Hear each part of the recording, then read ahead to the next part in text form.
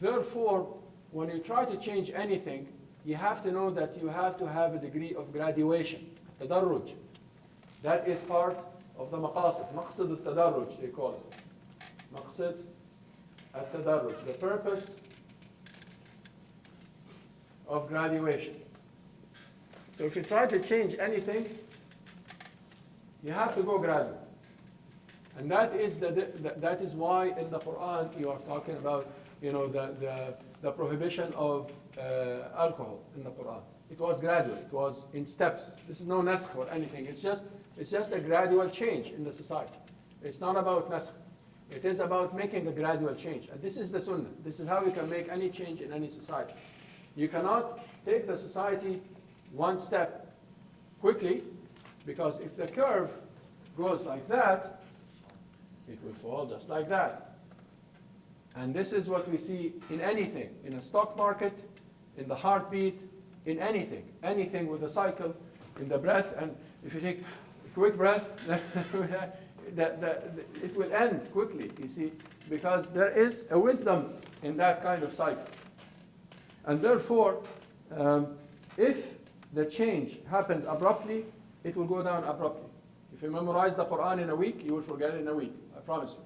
But if you memorize it over, and you can memorize it in a month. I've seen people memorize a juz every day.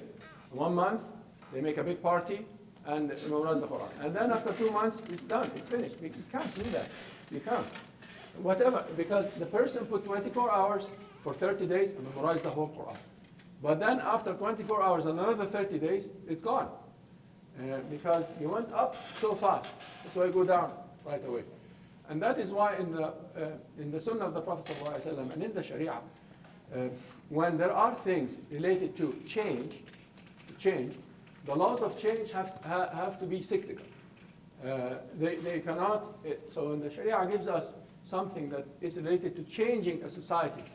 And that is the law circle of the Sharia. That law has to be gradual.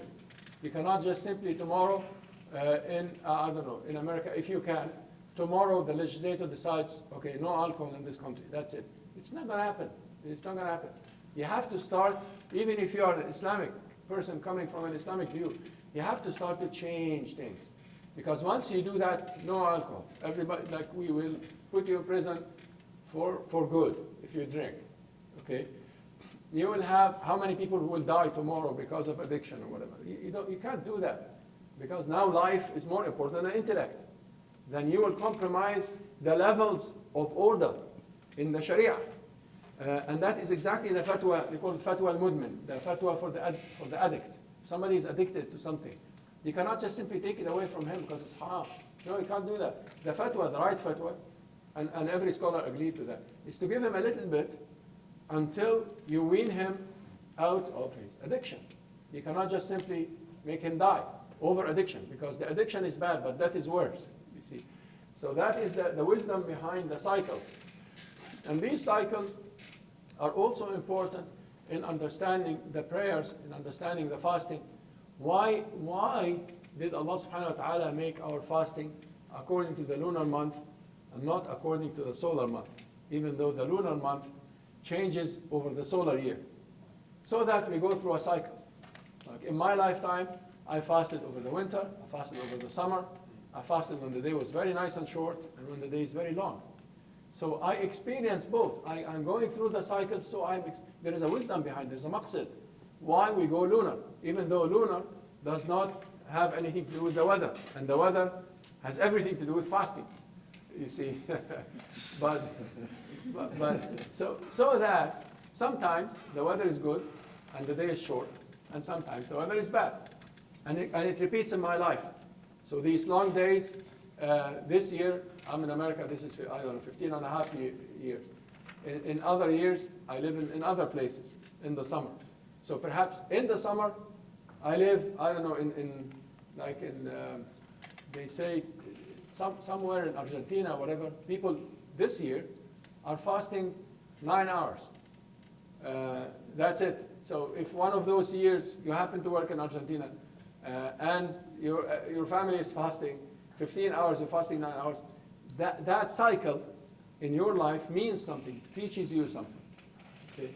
So there is a meaning for that. There is a maqsid for the cyclical changes of the planets and of the lunar months. The same thing goes with prayers. So there is a cycle of the day and night. Okay, there is a normal cycle in the normal balance of things. Day and nights are 12 hours and 12 hours.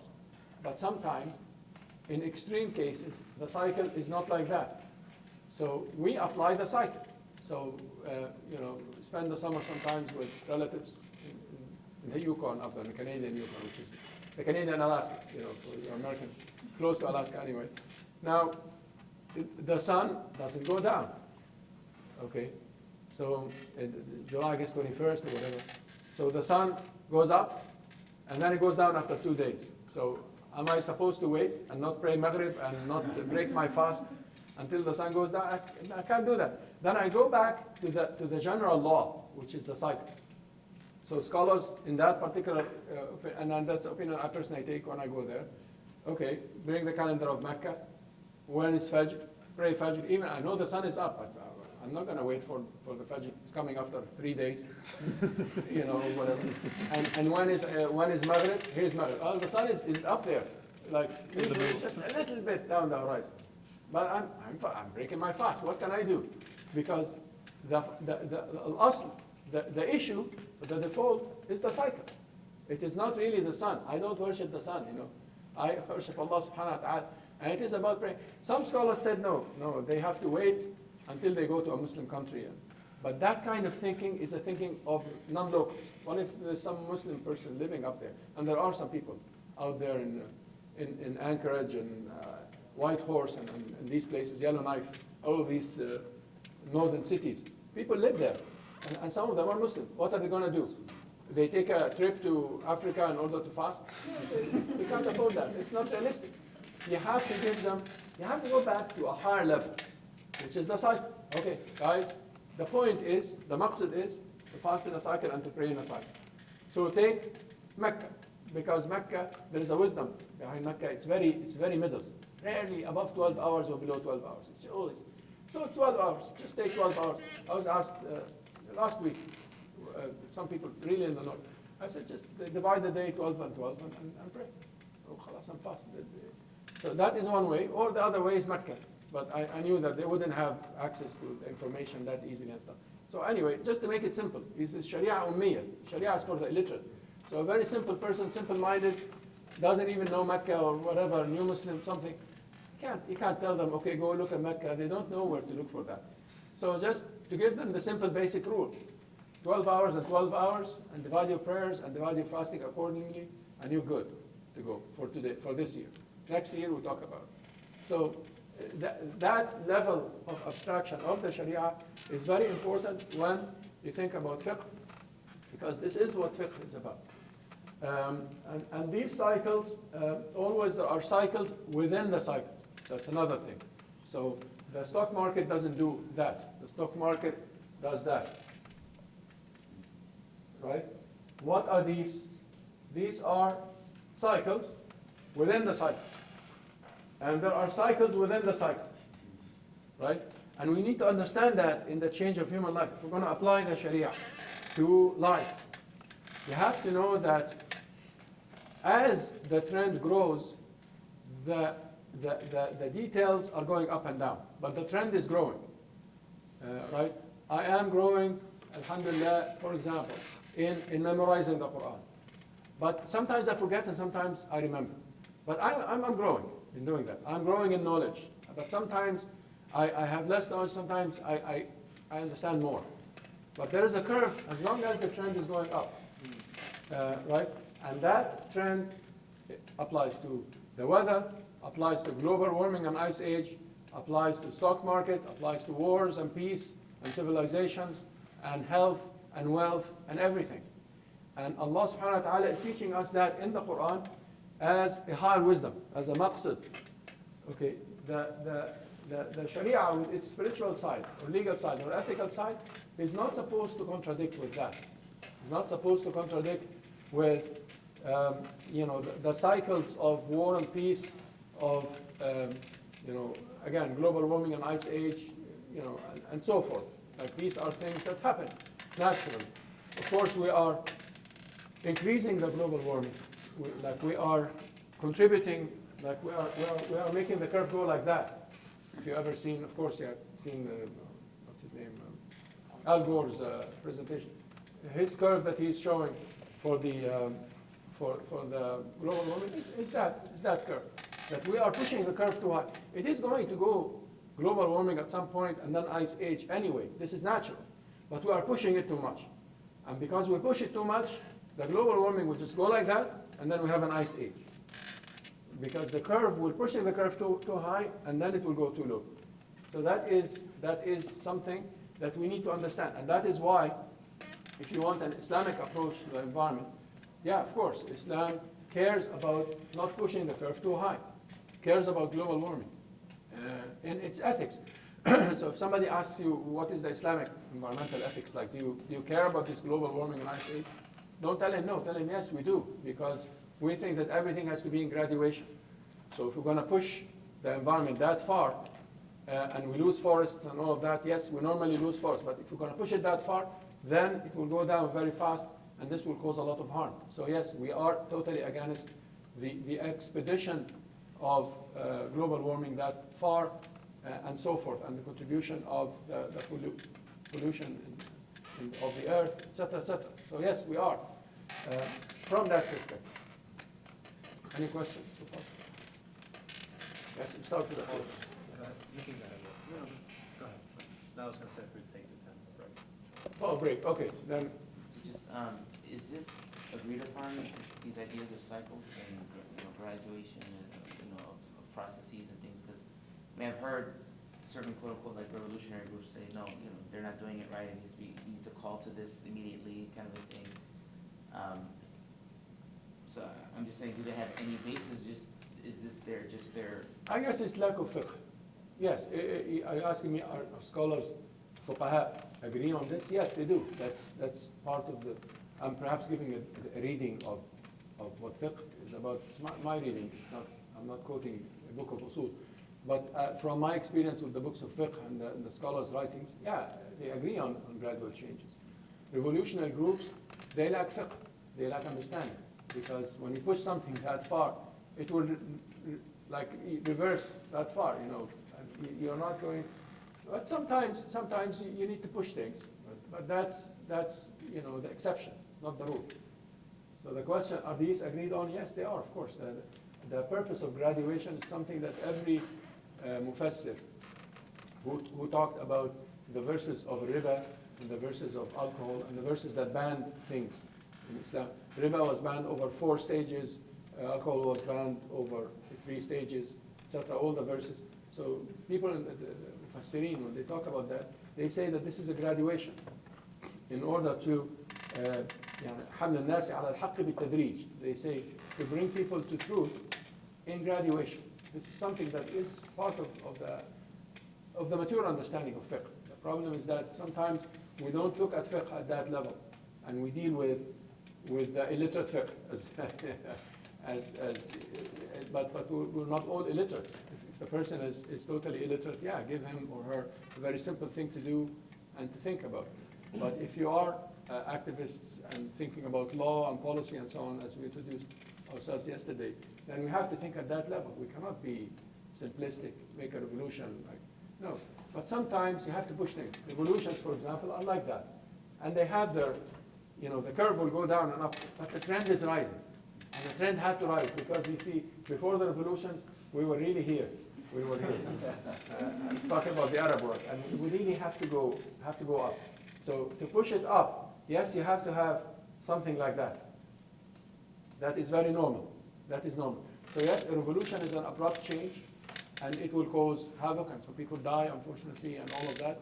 But it's necessary sometimes in order to just open something that was absolutely closed and bleak, and people in the Arab world were desperate, just living miserable lives.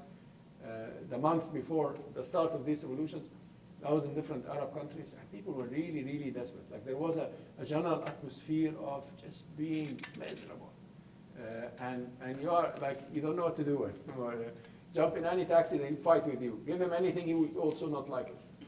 And what is going on here? Where are these countries going, you see? So there was a wisdom behind this push, and of course it went down, and there is anti-revolution, which is causing a lot of killing and this and that, but hopefully the trend is going up. Finally. A lot of us, oh, sorry. Yeah, sure.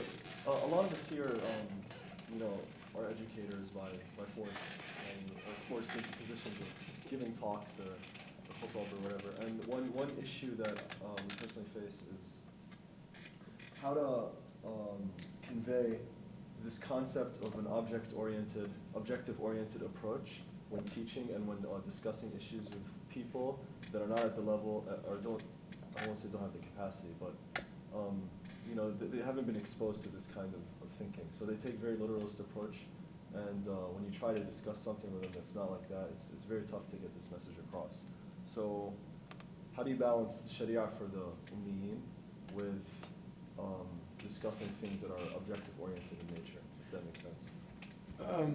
I think gradually, and I think Maqasid al-Sharia is a very good tool for that. The talk about Maqasid al-Sharia, the thinking of the wisdoms behind the Sharia, is the first step behind rationalizing the Sharia and its practice. So if you're an educator or you're trying to talk about the Maqasid of Islam, you give a khutbah at the beginning of Ramadan, you give a khutbah on why Ramadan, for taqwa, and what is taqwa? We need to do that, and that's what Ramadan is about. And that's what Ramadan is trying to teach us. So that people focus on the objective and the purpose rather than the root. Don't give a khutbah on, you know, whether smelling bukhur will make you give iftar or not, or whether, you see, like once you take them to the level of details, then they will be stuck in the details. Let them ask the muftis if they have an issue with, I don't know, needle or bukhur or these things. Or if you give a khutbah on that, then you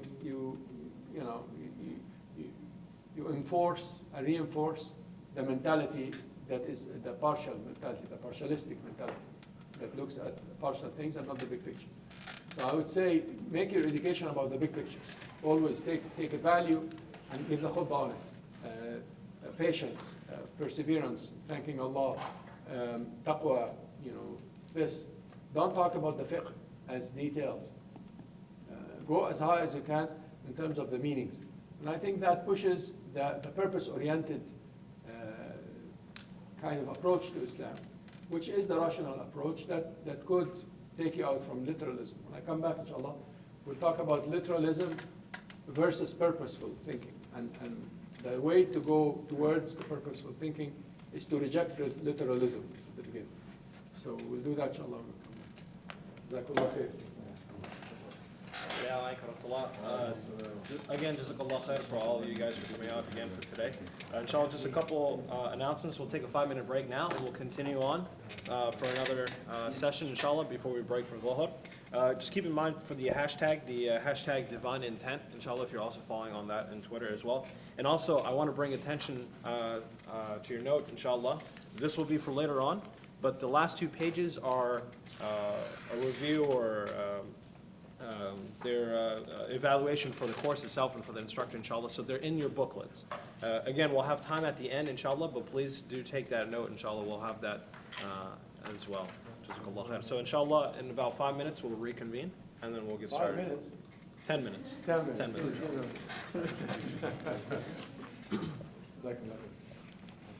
He also invited you to come to the masjid. You have to now.